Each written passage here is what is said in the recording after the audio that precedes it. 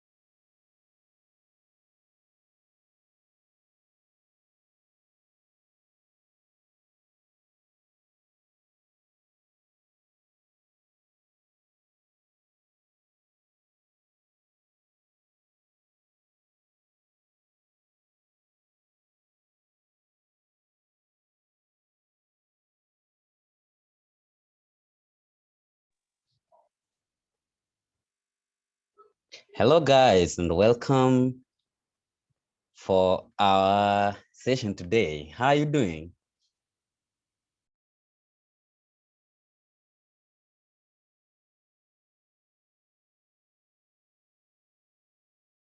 We are fine. Oh yeah. I thought you didn't hear me. So you guys are fine. I'm glad. And I'm also so happy to see you guys. Welcome in Margaret Nyamweru. Welcome in Lynette, Ola, Faith. Welcome in. And Sally, y'all are welcome. It's already a few minutes past 6, and I don't think we are going to waste any more time. We should be starting in the next few minutes. So just allow me to do something here.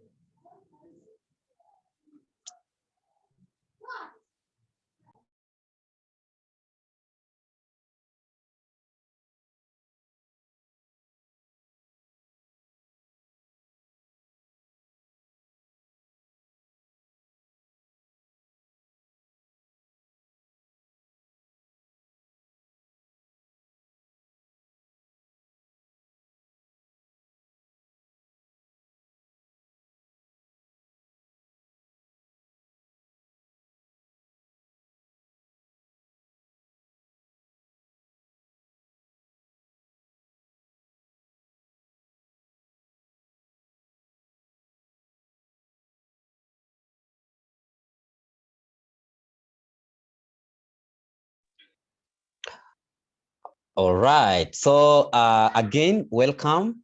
And I'm going to start right away with the recap of yesterday's session. And we talked about a number of techniques that we are supposed to be familiar with right now. And we can just do a recap of what we talked about. So we said that we have techniques that correlate with each other. There are some that you will have to use so that you can use another. There are some you will find yourself using in the process of applying another, and so on and so forth. And a good example of which I gave yesterday is runs and trills. You will have to do a trill before you do a run. And I said that the difference between a run and a trill is that a trill is a run is successive trills that actually a trill is a run is a trill that is manipulating the scale in which a song is.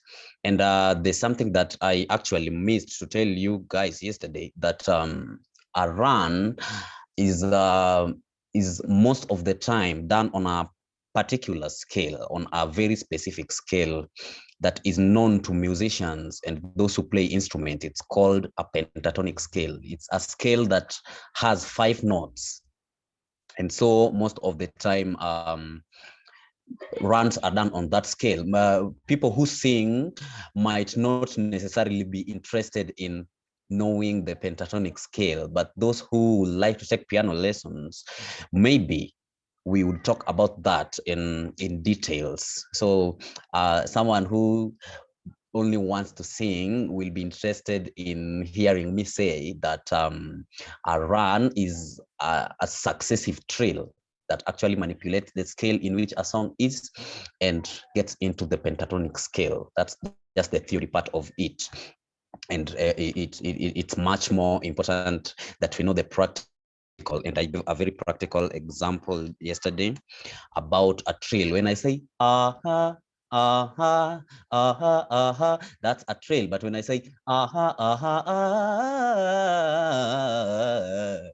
that's a run. I've actually manipulated the scale in which a song is supposed to be. I've done the pentatonic scale. You guys might not be able to know that, but yeah, that's That's a run and a trill. Then we talked about also a trill and a yodel. You will have to do a trill for you to do a yodel, because in the process of yodeling, you are actually doing repetitive notes. You will be doing repetitive notes in the process of yodeling. And then I gave another example, the difference between vibrato and tremolo.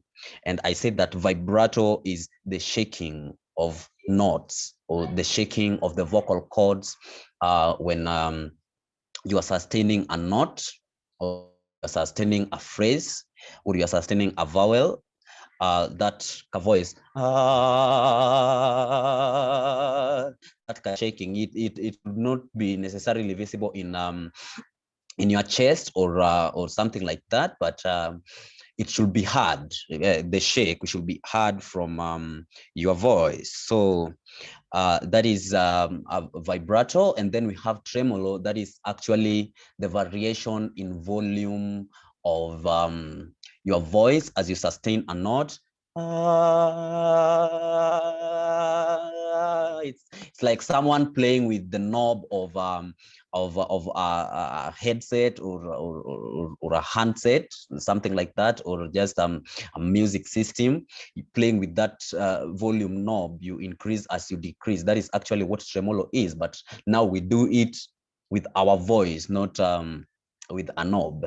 Yeah, and we also talked about belting, head voice and chest voice, and we realized that you cannot most of the time come from chest voice to head voice without belting. People, it sounds better when you belt, coming from chest voice to your head voice, so that we have a smooth passaggio. And that brings us another term, passaggio, that we also considered as a technique. It's the gradual change from one voice to another. So when you're doing your head voice to your chest voice, you are belting, and in the process of belting, you are also doing a passaggio. You are moving from one voice to another. How are you moving from one voice to another? You are sliding from a lower note to a higher note, which we call belting. So you realize that most of these techniques are actually very correlated, and that even gives us a better way of understanding them and mastering, and also a better way of knowing how to practice them, and also knowing that you should belt when you're coming from your chest voice to your head voice actually makes you realize that that is how you also become a better singer. You don't just do sudden breaks, though there are people who do that, and that is a technique that we are going to look at today. It's actually always better when you do that. You belt before you move from one voice to another. So right away, excuse me, just a moment. I've logged in another device, and it was bringing echo. So I want us to kick right into today's lesson. Unless someone has a question before we continue. No. You got no question? Okay. Okay. Let me. Yeah, thank you, Eovi kids who are already in, Presence Ariana, Kyla, and Tasha Trina. You're welcome, and we are learning here. These are things that maybe you've not heard in your class, but it's a privilege that you're in to learn. So yeah, feel free to ask questions when you don't understand something. Just orderly unmute your mic and ask a question. And with that being said, let's kick right into today's lesson. And I'm going to start with something that I just talked about. I think it was yesterday. I touched on it, and it's called placement.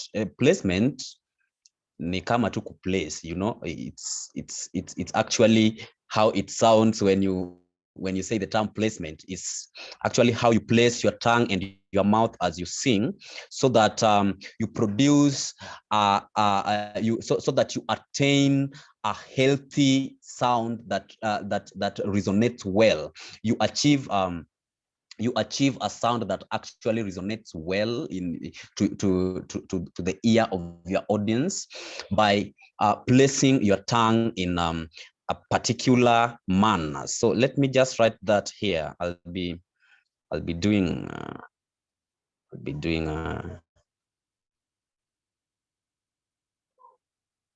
lot of writing. Placement.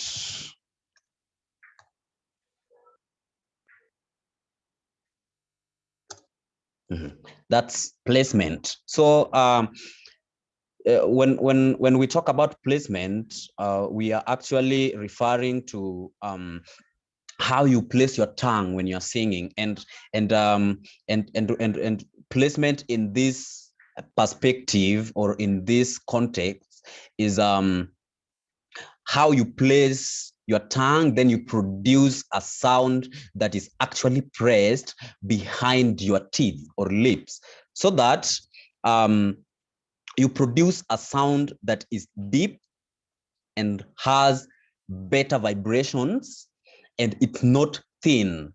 That is a technique that actually most people use, especially those who sing pop music. So you'll hear like someone is training in their voice, but actually they are doing placement. Placement is like is like now the way I'm talking. You can hear that I've actually pressed the sound at the back of my teeth. So you see me lowering my jawbone so that it can bring that sound. You know, we are placing it. So you can hear even it changes the sound of some consonants or vowels. Instead of saying placement, I'll say placement. You know, that is how we play. So you will hear somebody saying, ni wewe wa kuabudiwa, ni wewe, ni wewe wa kuabudiwa, ni wewe. You hear that bringing a lot more vibrations, and you can actually notice that the sound is pressed and is being produced behind the teeth and lips. And you open your throat, your vocal cord, so that the air flows freely, and then you press it behind your teeth, so that you bring out that sound that resonates well and sounds healthy. Some people call it masking. You're actually masking the sound. So you can hear someone say he's masking, and then you hear another person say he is placing, he's doing placements. Let me just write masking. Masking ni tu mask yenye tunatumia ya corona, but let me just write it here. Masking.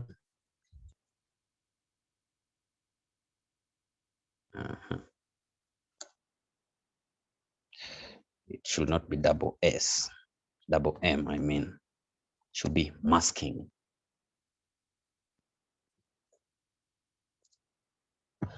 So you will hear someone say masking or placement. It's basically the same thing. It's basically the same thing.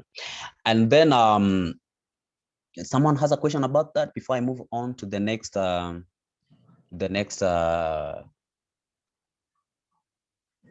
technique. Yes, I do. Yes. Okay, go ahead. What does masking mean? Okay, thank you. Let me just explain again.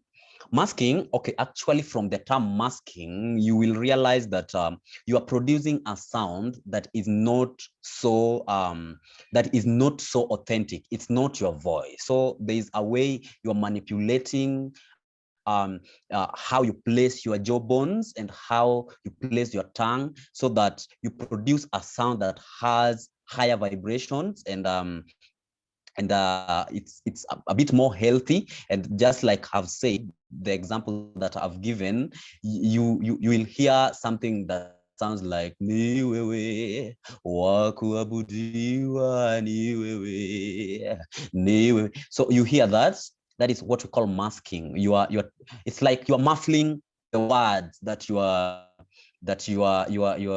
saying, and you just give them a heavy feel that that resonates well to the ear. I hope that answered you well. Did it?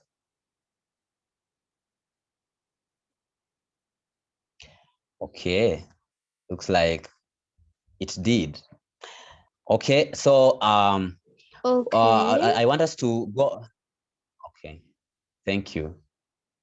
Thank you. Okay, I want us to move on to the next technique, and it's called tessitura. Now, things are becoming a bit more basic.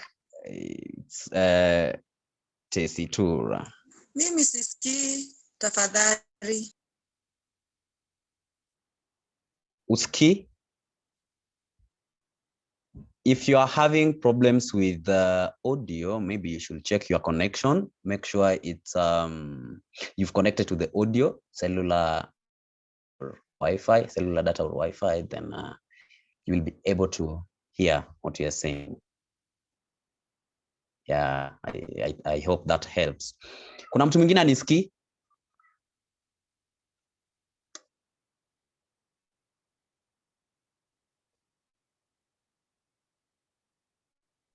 Kuna mtu mwingine anisikii? Sorry, my network was bad, but I understood masking. Thank you. Okay, thank you. It's actually supposed to be tessitura. Oh. I'm doing a lot. Of writing here. Tessitura, that is how it's supposed to be written. Now, tessitura is basically an Italian word that translates texture. Now, when we talk about texture in music, we define it as the average pitch level within a piece. And when I talk about pitch, we have low pitch and high pitch. That actually means range. When you're doing range, when you're talking about range, high range and low range, we are actually talking about pitch. Now, when we talk about tessitura, translate to texture in English, it's actually, we are talking about how we do our pitch levels. It's actually the pitch level within a piece. So when we talk about tessitura, most of the time we focus on the higher pitches or on the higher notes, so that if a song has higher notes or if a piece has higher notes, we say that it has high tessitura. It's always defined by how high notes are in a piece. Okay, so a song that has been done entirely on head voice or on falsetto, we will say that that song has higher tessitura. So you realize that these actually relate. Range, head voice, chest voice, tessitura, belting, all that, they correlate, because when you do your ranges, you move from a low range to a high range, you will actually be doing chest voice to head voice, and in the process you will be doing belting, and all that, the average pitch level that you shall have done throughout the piece, we will call it tessitura. Okay, I hope that is well understood, unless someone has a question. No. All right, so tessitura is most of the time used in opera songs, because you know, the high notes, most of the time you only notice songs that have high tessitura are operatic songs. That is about that. I will give details about all this in the intermediate course. So right now it's just exposing you to this, and then yeah, if you need deeper explanations to this, how it's applied, you can actually register for the course that we will talk about towards the end of the week. Yeah. I guess I should continue if there's no question. And next, we are doing another technique that is called overtone singing. Yeah, overtone singing. Now, overtone singing is actually doing overtones as you sing. Whenever you sing, you are actually placing tones regarding to how the piece of music or the piece that you are doing has been written. Now, there are people who will want to add themselves, add some VCAT into how they sing, so that it's not sounding like how it was written. The piece is not sounding like the composer wrote it, but you're now also bringing a bit of yourself into it. So overtone singing is defined as singing that comes from the throat, and by this it's a type of singing where you manipulate your resonance, allowing air to travel from your lungs through your vocal cords and produce a melody that is a bit more heavy. And this is also done in operatic music. Those, you know, those kind of singing that Mexicans love. Yeah, that you feel like they're overdoing. That is what we call overtone singing. So it's, you manipulate your singing so that it manipulates your resonance and allow air to flow from your lungs through your vocal cords and come out of your lips with a certain kind of melody that sounds like it's overdone, but actually sounds good at the same time. That is what we call overtone. So some of these just relate to how their names are. Overtone singing, it's actually, you know, doing extra, doing the most out of a note or a tone, just making it sound a little bit emphasized, if I can use that term, so that yeah, it sounds better, deeper, sweeter. Yeah, you have a question before I continue? Can you repeat the meaning? The meaning of overtone singing. Yes. Overtone singing is defined as a type of singing where you manipulate your voice and allow air to flow from your throat through your vocal cords and out in your lips with a melody that has a better resonance. I think you got that. A type of singing where you manipulate your voice and allow air to flow from your lungs through your vocal cords and out of your lips with a melody that has a better resonance. Yeah, I think that is better phrased. Okay, moving on swiftly, we have another technique that maybe or maybe not we know. It's called unison. Now, unison singing is where you have a number of voices playing the same note together or singing the same note together.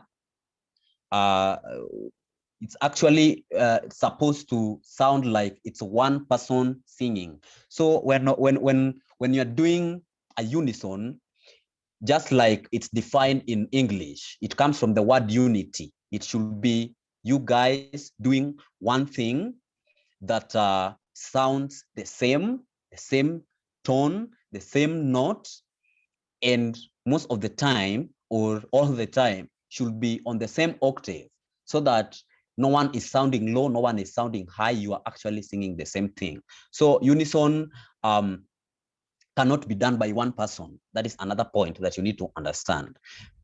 It should be done by a group because it's unison. It's a number of notes united together. Unless you're playing an instrument that is also not impossible. It's also very impossible because instruments also have octaves, and just as I have said, it should not sound like you are on different octaves. It should sound like you guys are doing the same note on the same pitch, the same tone, and it's sounding the same. So Please we have define octaves. Oh, okay. Octaves is like range in voice. We have lower octaves, like actually, then we have middle octaves, then we have higher octaves, and even higher. So that is what octave is. Okay. Okay, thank you. Yeah. So it should be sounding like you are doing something on the same octave. So if it's all your singing should be on that octave. If you decide to put it on the middle octave, it should be there. If you decide that it is high, that is where it should be. All of you do it together in the same way, the same note tone, the same note, the same pitch. Okay? So that is what unison is. And that brings us to something else that is related to unison, and that is called harmony. Should I continue, or someone has a question that I need to answer? No. Right, let's get moving. So harmony actually refers to a number of tones, notes, pitches that have different sounds played or sung together to make a pleasant sound in the background. Can I repeat that? Harmony refers to different notes, different pitches, different tones sung together to make a pleasant sound in the background. And these we hear a lot of times when we listen to our choirs in church. They are not singing the same thing. They are singing different tones, different notes, and they are related, and they really sound nice, and you love it. We also have different types of harmonies that we look at in the intermediate course, and this one even applies to those who play instruments, because yes, there is harmony in playing. When you're playing piano, or you're playing guitar, or you're playing a trumpet or a clarinet, there's a way you play, and you actually make harmony, putting notes together, notes that are related together, so that it makes a better sound in the background. Okay. Yeah, I think we should continue into another technique. Today we will do a total of 10 techniques, so I will have to cover them I will have to cover them in the period of time that we will have to be in here. Ariana, I will give you an opportunity to sing. Immediately I'm done. I will give you an opportunity to sing. Thank you. Another technique that is actually related to unison, harmony, and a technique that we discussed that is called phrasing is back phrasing. Let me write that in here. Back phrasing. Back phrasing. We talked about phrasing the other time where we said it's manipulating the time signature of the words or phrases in a song so that you put them where you want, but in the beat so that you don't go off beat. Now, today, we are talking about something else that is back phrasing. It's actually doing the same thing, but now in a different way. Now, when you listen to big choirs, they, especially SDAs, you will realize that there are people singing a line. There are people singing a line, and then there's another group who are singing the same line, but they are coming late. They are coming after the other lot had done their line. And this is also done by pop musicians. They love that, especially when they're doing a duet. You will hear someone say a word, then comes another person with the same words, and most of the time they end together because they're actually doing phrasing. You put the words where you want them to be in the time signature, but not necessarily following how the original composition was. Okay, I've seen someone ask, can harmony be done by one person? No, harmony cannot be done by one person because you cannot sing two notes alone. You cannot do two pitches alone. Okay, so harmony cannot be done by one person. It has to be two or more. Okay, I hope that is answered, Sally. That is about Victor, back phrasing. Yes. excuse me, Victor. Yes. Just a comment. Yeah. To what Sally is asking, harmony I think harmony can be done by one person using the a cappella maker, video maker. Okay, so when you go performing somewhere, you will not go with the a cappella maker. So actually, in the real sense of the word is that you cannot do harmony alone.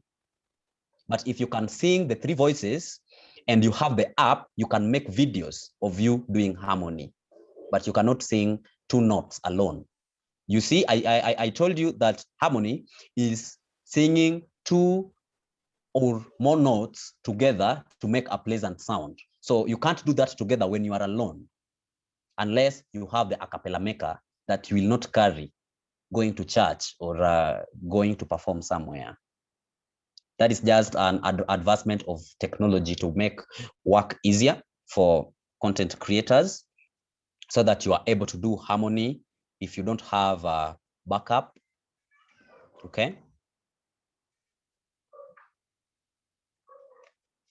I hope that is understood.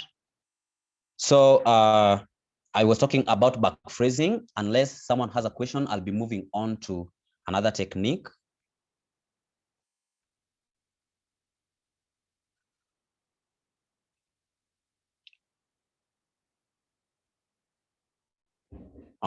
Okay, nice. Let's continue. Now, the next technique that we are going to be doing, just allow me to adjust my camera.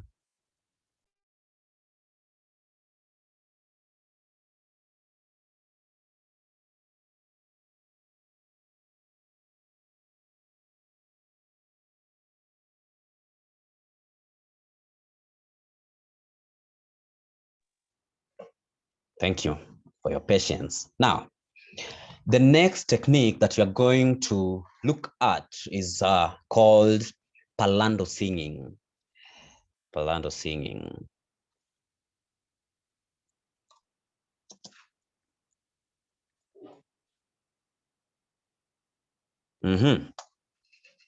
Now, palando singing is a style of singing where rhythm is more often sung, but the words sound like someone is talking, is actually not singing. You will hear it coming out melodiously, but it sounds like someone is talking, is not singing. And a good example of where you will find palando singing is in animations. People who watch cartoons, those kind of songs they sing.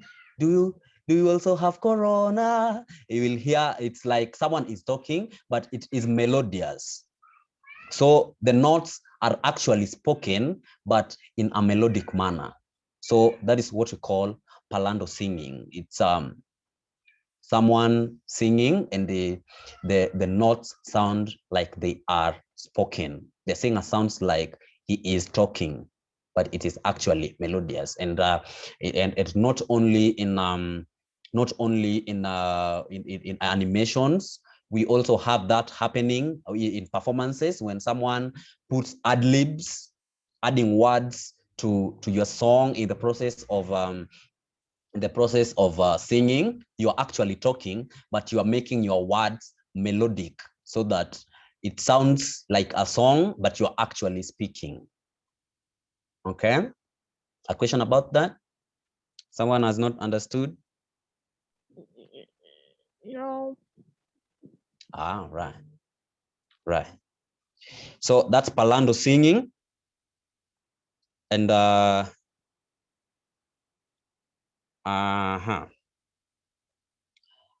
another type, another technique. Someone is raising their hand. Before I continue. I was asking, Yeah. does masking and the palando have something in common?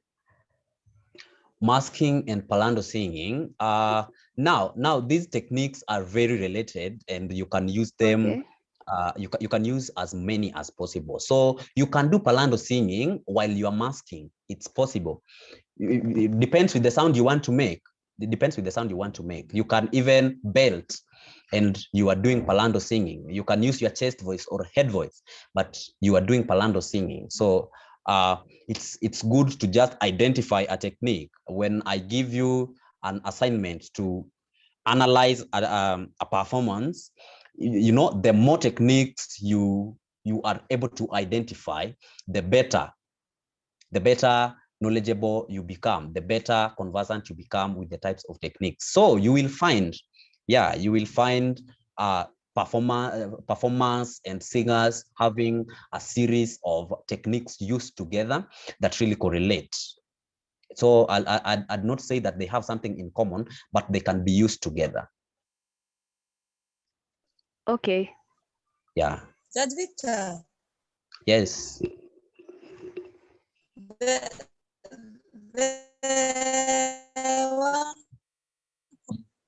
one from Parando. My network imenitupa nje, sijapata. Okay. Okay. Sorry about your network. I'll just repeat quickly. And I said, palando singing is a type of singing where a rhythm is made by notes sounding like it's melodic, but it's actually spoken. And I gave an example that we can really relate to in animation movies, the kind of backing tracks they use and the theme songs they use and how they are sung. In the voices, you hear someone sings like they're talking. It's melodic, but it's actually sounds like they are talking. That is what palando singing is. And I gave another example that you can really relate to, Margaret.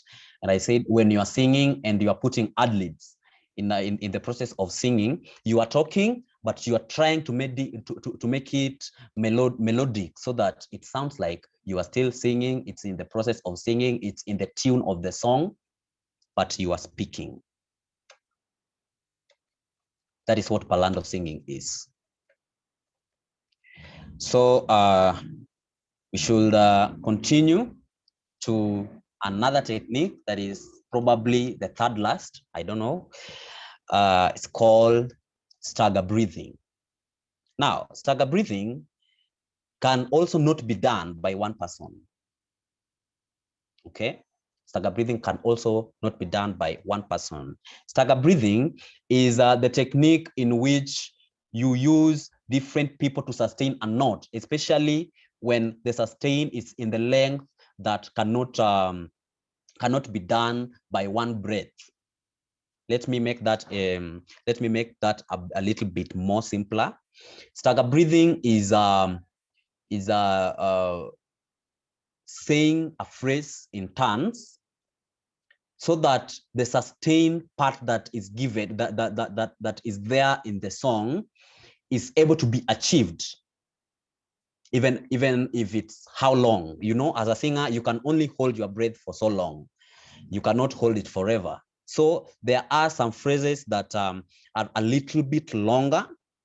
So those who do stagger breathing will do it in turns, so that it sounds like it's done by one person when it's actually done by different people. And that is also a technique that can really, or that really correlates with back phrasing, so that you say your words in turns. It could be the same words. It could be the same words, but you are doing it in turns, so that it sounds like it's a single sustain that has gone for so long. It cannot be done by one person. You cannot sustain for a minute or two, but as a group, or when you are 2 or 3 or more, you can actually do that. You can sustain the phrase in turns, so that I do and when I'm tired, another person enters and like that, so that it sounds like it is sustained by one person, but actually we've done what we call stagger breathing. We have sustained the note in turns. Okay, so you realize that those two actually have something in common: back phrasing and palando and breathing. They have a similarity. They cannot be done by one person. Harmony cannot be done by one person. Unison cannot be done by one person. If you sing alone, it's called a solo. It's never a unison. When you're 2 of you and you're singing the same thing, when you're 100 of you and you're singing the same thing, it's called harmony, called a unison. When you are alone, you can't do harmony. But when you're 2 of you doing 3, 2 or more notes put together and you're sounding awesome in the background, that's called harmony. So unison, harmony, palando singing, stagger breathing, back phrasing, you cannot do those alone. Okay, I hope that allows me to continue. Just let me write that staggered breathing so that you guys get to see how it's written.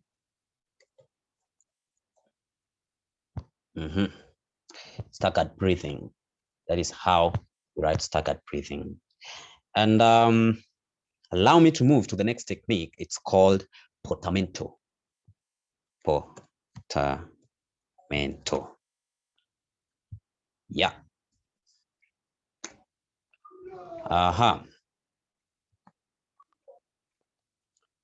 Now, portamento is an Italian word. It's an Italian word, and it translates to courage in English. Translates to courage, kubeba, and gained popularity in the 19th century in the Italian opera singing, and it's a way of doing different pitches to create a deeper form of expression in one's delivery, so that you will listen to someone sing and they're doing different pitches, and you know, they are doing a carriage from one pitch to another, so that they do a deep expression in their delivery. And you will realize that there is a very slight difference between portamento, that I've said translates to courage, and it's an Italian word, and passaggio, that is actually passage, and it's Espanol, that is Spanish. They are almost similar, and I said passage is how you move from one note to another, or from one pitch to another and to another. That is passage. But now portamento is actually how you do the pitches. Now, how you do the different pitches. Passaggio is how you move from the different pitches to another. Portamento is actually how you do the different pitches. Okay, you got that difference? Kama hujaelewa, I can explain again in maybe simpler terms, if there are simpler terms of putting that across. Can you repeat? Can I repeat what exactly?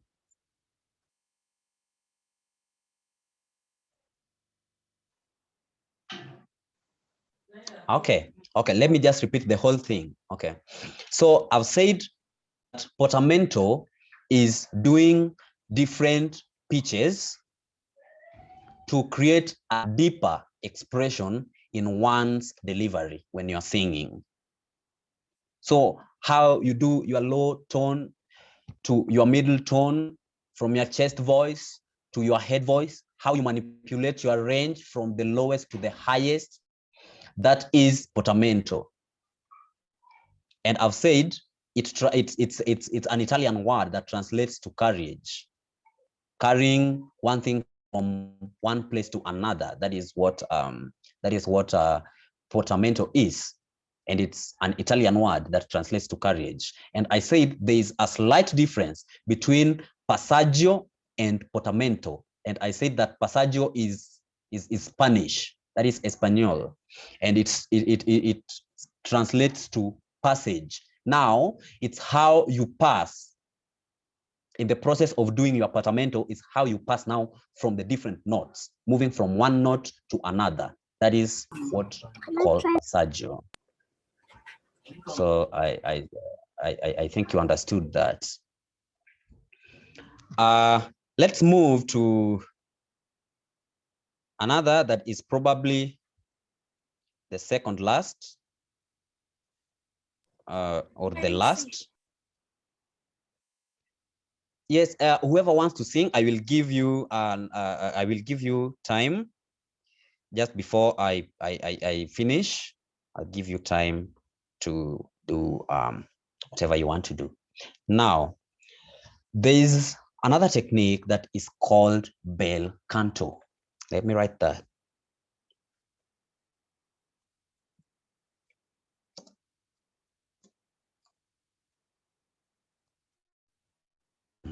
Sorry.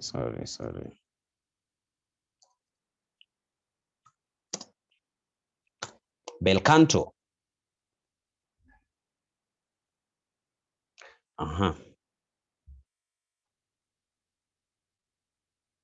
Now, bel canto is also an Italian word that translates to beautiful singing. Just like it sounds, beautiful singing, bel canto.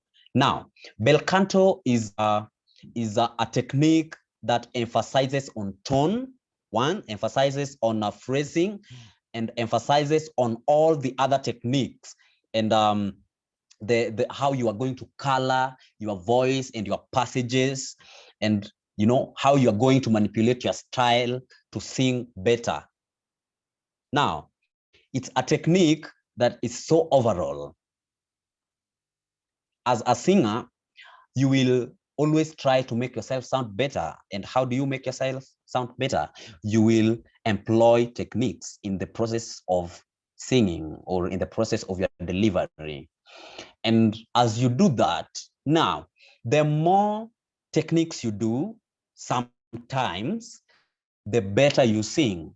Sometimes the less techniques you use, the better you sing. Depends with the type of song you're singing, depends with the audience that is listening to you. You will have to know and determine when to use techniques in excess and when to actually minimize on the techniques that you're going to use so that you sound better. And that is what we call bel canto. Now, at the end of your performance, bel canto is how beautiful you sounded, how beautiful you sang, how many techniques you used, how did you use them, how did you sound, how was your tone, how was your emphasis on your diction. That is what we call bel canto, how you sound at the end of your performance. Okay, right? That's understood, right? Those should Can you be give us 10 techniques. Can you give us an Yeah? example? Can you give us an example? An example of bel canto. Yes. Okay. I can give you an example. Let it go. Can't hold it back anymore. Let it go. Let it go. Turn away and slam the door. And I don't care what they're going to say. Let the snow rage on. And the cold never bothered me anyway. Now you hear how I sang. I was trying to do repeats. I'm trying to, do phrases. I'm trying to do sustains. I'm trying to belt from chest voice to head voice. I'm trying to do a lot of techniques. Now, the sound of that, how beautiful it sounded, that is what we call bel canto. Understood? Okay, thank you. Yeah, you're welcome. That should give us 10. Whoever was taking notes, did that sum up to 10?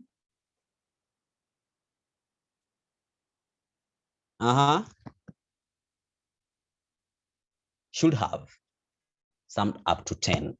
And that is what I wanted to share with you guys today. So before I finish, Ariana wanted to sing. I don't know whether that was Ariana or who. And I'm going to give Ariana a chance to please make your bel canto better, even as you sing. Ariana? Yes. Yes, you can sing, okay?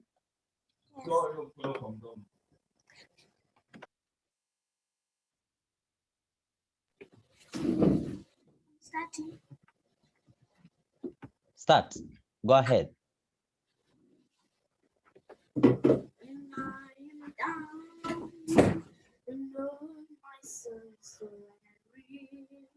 When troubles come and my heart cannot beat, then I am still and wager in this island and see you come and see it over with me.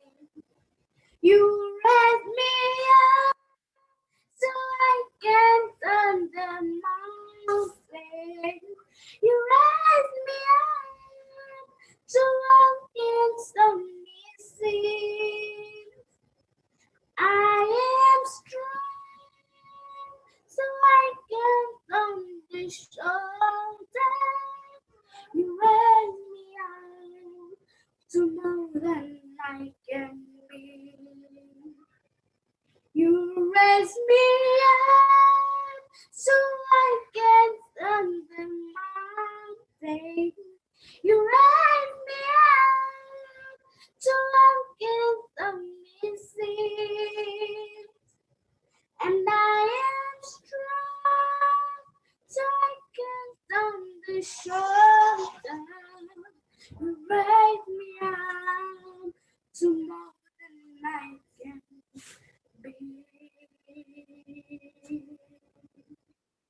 Thank you.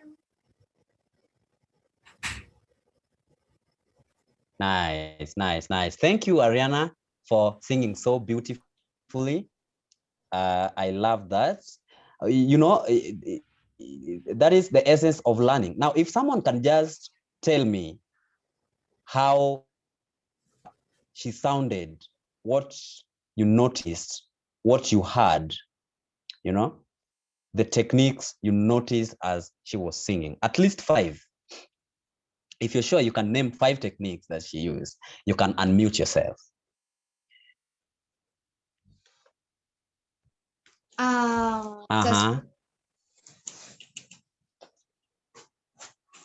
Sustain. Okay, sustain. Yeah. I said 5.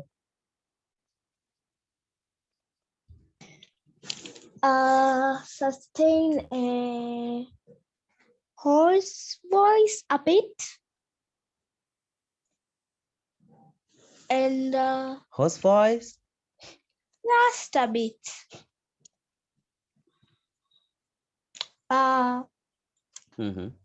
Bel canto singing. Of course, the whole thing was bel canto, and I just want you to tell me whether the bel canto was nice. How good was it? Yes. Fast and slow. Really good. Okay, thank you, Tasha. You're welcome. Someone else unmuted themselves. Okay. There's no one. So okay. Thank you. I can see I can see the Samuels inside. How are you guys? Hi. Oh yeah, you always come as a group. I'm very grateful to hear you. And welcome. I don't know when you got in. How early was it? When we are talking about masking. All right. That was early enough, though you missed something. Now, these classes are up on YouTube. You can you can always go back and listen in again on YouTube on JR Entertainment Group. Okay. Yeah, you can always go back and revisit. There are 5 episodes that we are going to do this week daily from Monday to Friday. So this time from 6 to 7 p.m. and they will be up on YouTube, all of them. But it's always nice when you join in and you get the information at its as it is being relayed, right? Okay. Yeah, thank you guys. Asanteni sana. I appreciate Sally, Princess Ariana, Lynn, Aula, and Praise and Zuleka, the Samuels. It's a pleasure having you in. Faith, Sheila Chepkorir. I don't know when you joined in, but I'm glad to see you, and Margaret. And I know there are I don't know whether there are some who joined in and left before. I'm not sure, but thank you guys for coming in, and we are calling it a wrap for now. So have a good night, and I see you tomorrow. Bye. Thank you. Bye. Bye bye. Bye. Bye. Bye.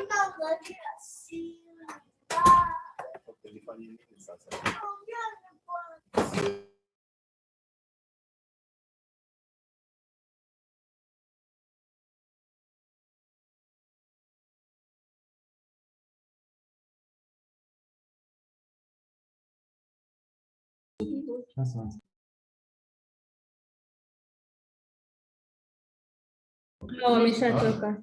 Siache tubaki. Tuko ngapi? Acha kwanza tuko ngapi?